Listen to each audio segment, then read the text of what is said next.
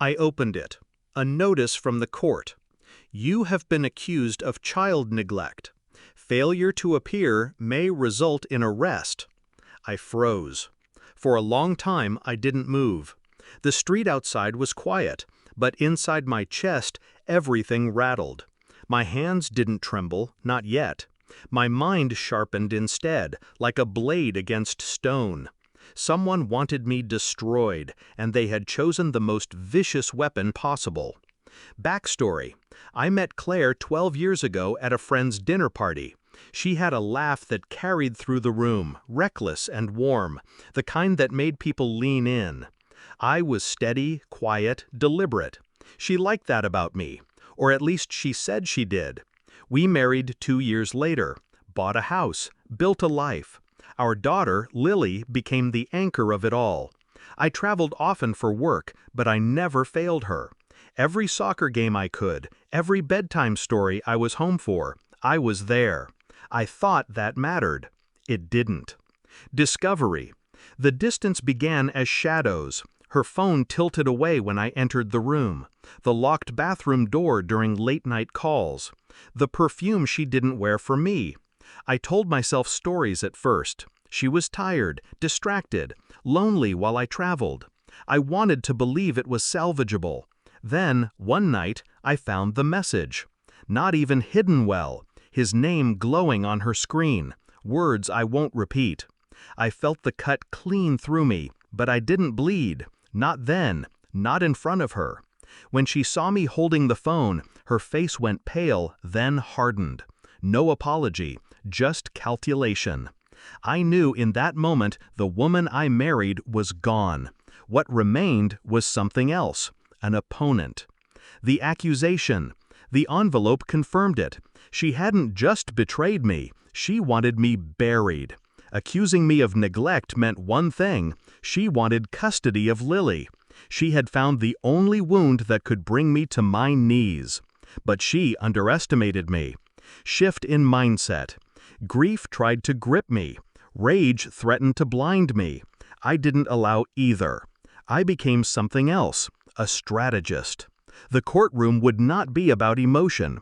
It would be about evidence, credibility, and precision. She thought she could weaponize lies. I would answer with truth sharpened into steel. I began my work in silence. The plan. First, I hired a private investigator, not to expose her affair. That would be petty in the eyes of the court. But to document her nights out, her drinking, the strangers brought into our home while Lily slept. Second, I secured my own house with cameras and logs. Every meal I cooked for Lily, every school drop-off, every bedtime story. I had records, a paper trail of devotion. Third, I found her weakness: money. She had been siphoning from our joint accounts, small withdrawals she thought I wouldn't notice. I documented every transfer.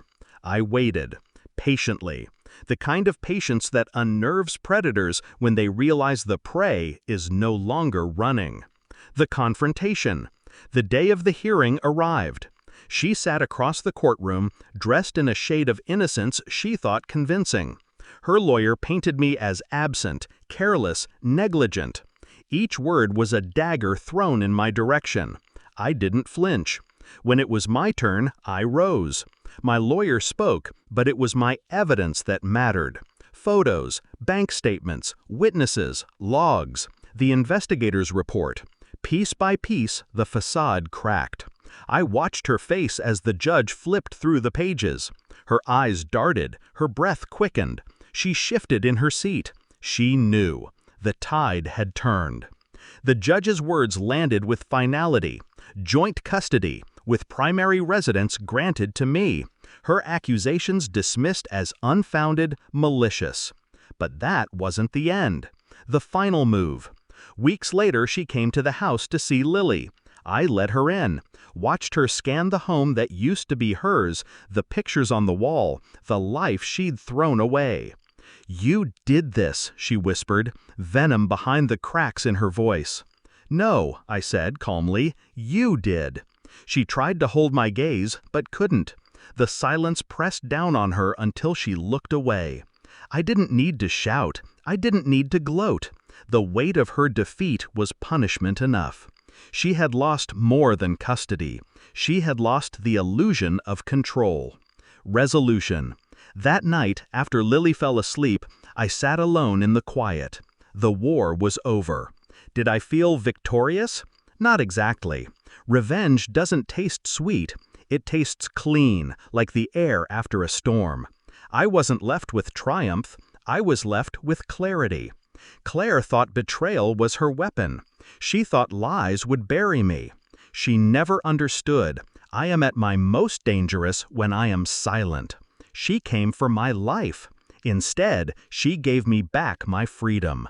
And now, every time I pass that mailbox, I remember the envelope that was meant to break me. It didn't. It built me.